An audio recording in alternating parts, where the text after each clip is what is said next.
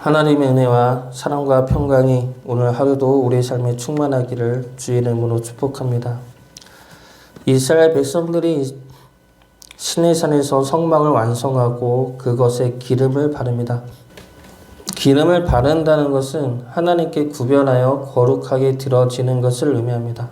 성막에 기름을 바름으로 그 성막은 거룩하게 구별된 하나님의 처소가 되고 이스라엘 백성들을 만나는 거룩한 회막이 됩니다.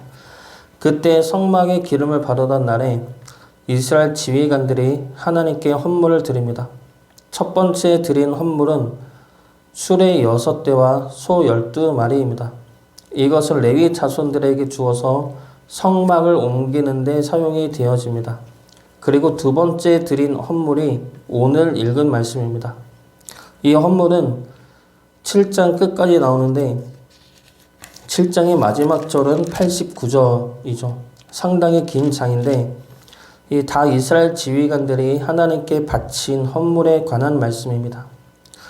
그러면 하나님께서 이스라엘 지파들이 헌물을 바친 것을 이렇게 자세하게 기록한 목적이 무엇입니까? 이것이 광야에서 이들을 지키고 이끌 힘이 되기 때문입니다. 계속해서 이야기하는 것이지만 이스라엘이 광야에서 승리할 수 있는 방법은 이스라엘 가운데 거하는 성막의 힘입니다. 성막 안에 하나님이 계심으로 승리할 수가 있는 것이죠. 그래서 이스라엘이 가장 중요시 여겨야 할 것은 성막 안에 계시는 하나님입니다. 그런 의미에서 오늘 말씀을 보면 헌물을 통해 하나님이 무엇을 말씀하고 계시며 이스라엘 자손들이 무엇을 기억하며 광야에 나가야 하는지를 말씀하고 있는 것을 볼 수가 있습니다. 그러면 이 헌물을 통해 하시는 하나님의 말씀은 무엇입니까? 먼저 하나님은 모든 이들을 공평하게 사랑하시는 사랑의 하나님이라는 사실입니다. 하나님께 예물을 바치는 지휘관들은 성막을 지을 때 각 지파를 대표하고 이끌던 지휘관들입니다.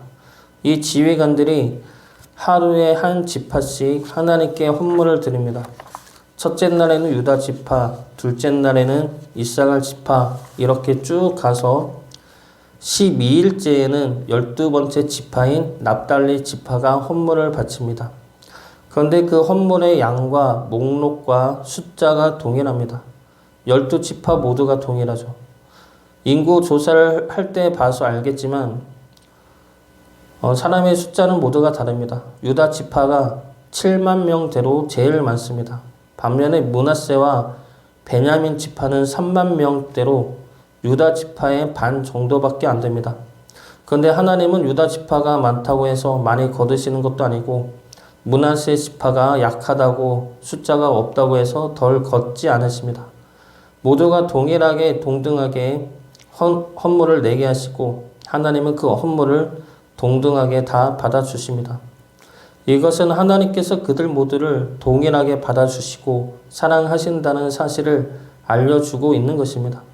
하나님 앞에는 모두가 평등하며 모두가 동등하며 모두가 사랑받는 자녀들이라는 것을 이스라엘 자손들에게 말씀하고 있는 것입니다.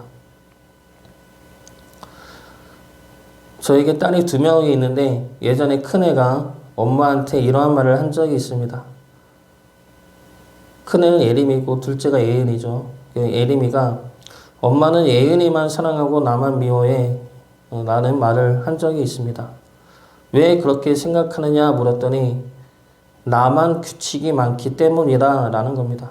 TV를 볼 때도 몇 개만 보게 하고 예은이는 그런 말 없이 그냥 보게 한다는 것이죠. 그런데 예림이가 TV를 너무 많이 봅니다.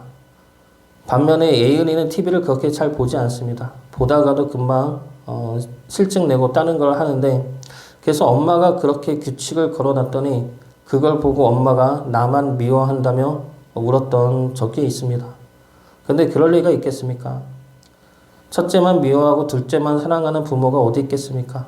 다 내 자식들인데 다 사랑하죠. 그럼에도 불구하고 예림이가 첫째가 엄마의 사랑을 오해하게 된 이유가 무엇입니까? 규칙이죠. 나에게만 주어지는 규칙과 그로 인한 불평과 불만입니다.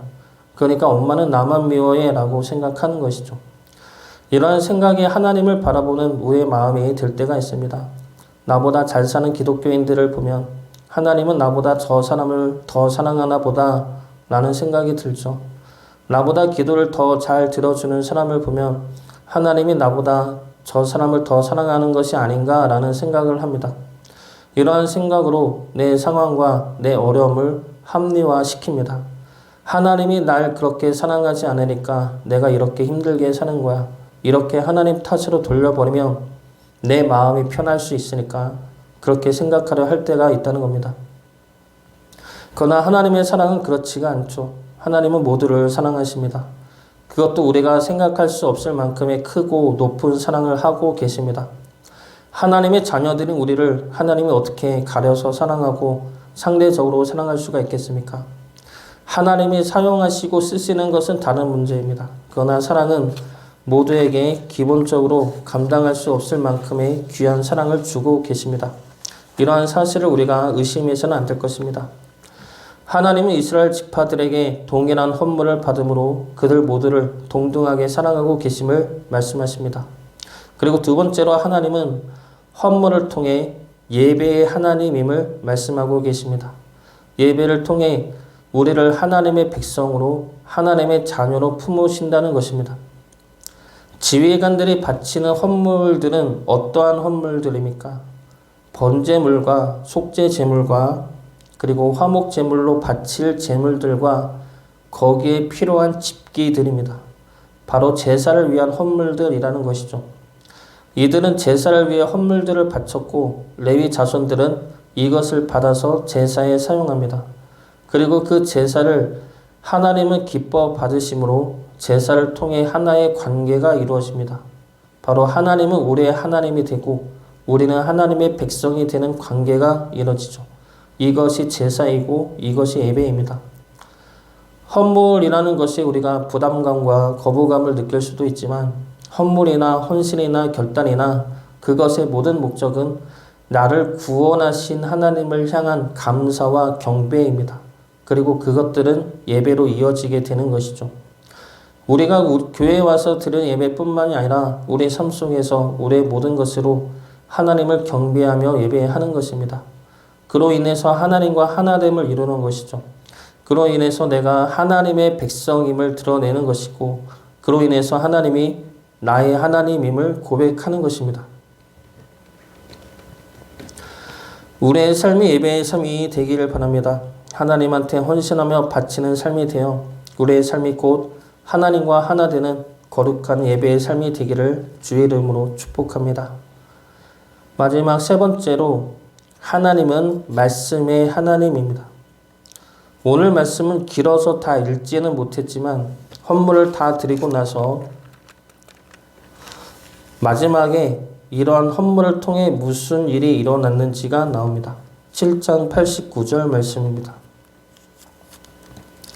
모세가 회막에 들어가서 여호와께 말하려 할 때에 증거계 위 속죄소 위에 두 그룹 사이에서 자기에게 말씀하시는 목소리를 들었으니 여호와께서 그에게 말씀하심이었더라.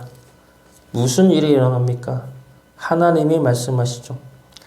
아직까지 계속해서 하나님이 말씀하셨는데 이 말씀이 무슨 특별하냐고 생각할 수가 있겠지만 하나님이 지금 어디서 말씀하고 계십니까? 회막 안에서 말씀하십니다. 회막 안 성소에서 증거계 위에서 말씀하고 계시는 겁니다. 회막은 어떠한 곳입니까? 회막은 하나님이 임하시는 곳이죠. 회막은 하나님이 자신의 백성들과 만나기 위하여 그들 가운데 만든 곳입니다. 그곳에서 하나님은 자신의 백성들을 위해 말씀하신다 약속하셨습니다. 출애굽기 25장 22절 말씀입니다. 거기서 내가 너와 만나고 속죄소 위 곧 증거계 위에 있는 두 그룹 사이에서 내가 이스라엘 자손을 위하여 내게 명령할 모든 일을 내게 이르리라. 하나님은 성막을 만들라 말씀하실 때부터 내가 증거계 위에서 말씀하신다고 약속하셨습니다. 증거계를 만들면 내가 거기서 말씀할 것이라 약속하셨는데 이 말씀은 누구를 위한 말씀입니까? 바로 이스라엘 자손을 위하여 하시는 말씀이죠. 이 약속과 말씀이 이제 드디어 이뤄진 것입니다. 그러면 7장의 모든 내용은 결국 이스라엘 자손을 위하여 하시는 하나님의 말씀이 드디어 성막 안에서 들려왔다는 겁니다. 하늘에서 말씀하셨던 하나님이, 시내산 위에서 말씀하셨던 하나님이 이제는 우리 안에 있는 성막 안에서 말씀하고 계십니다. 바로 우리를 위하여 말씀하신다는 것이죠. 그러면 오늘 말씀 속에 나타난 하나님을 순서대로 다시 돌아보면, 먼저 하나님은 사랑의 하나님임을 나타내셨습니다. 우리 모두를 깊이 사랑하시는, 우리의 높고 낮음과 상관없이, 우리의 크고 작음과 상관없이 사랑하시는 사랑의 하나님이십니다. 그 다음에 나타난 하나님은 우리가 감사와 경배로 나갈 때 우리의 예배를 받으시는 하나님입니다. 예배는 우리가 하나님의 백성이 되는 것이고, 하나님이 우리의 하나님이 되는 그 하나됨이 이루어지는 곳입니다. 예배를 통해 우리와 하나님과의 관계가 언약의 관계로 성립이 되는 것이죠. 그러므로 무슨 일이 일어납니까? 하나님의 말씀이 임하는 것입니다. 이 말씀은 우리를 위한 말씀이죠. 우리가 하나님의 백성이 되어 이제 광야길을 가는 동안 우리를 이끌고 인도하며 우리의 길을 알려주며 끝내는 우리가 거룩한 땅에 들어갈 수 있도록 우리를 지키시는 하나님의 말씀입니다. 사랑의 하나님에서, 예배의 하나님에서 말씀의 하나님으로 우리에게 임하시는 것을 우리가 기억하며 붙들며 나가야 할 것입니다. 사랑에서 머무는 것이 아니라, 예배에서 머무는 것이 아니라 하나님의 말씀까지 나아가 그 말씀으로 광야에서 승리하는 주의 자녀 되시기를 주의 이름으로 축복합니다.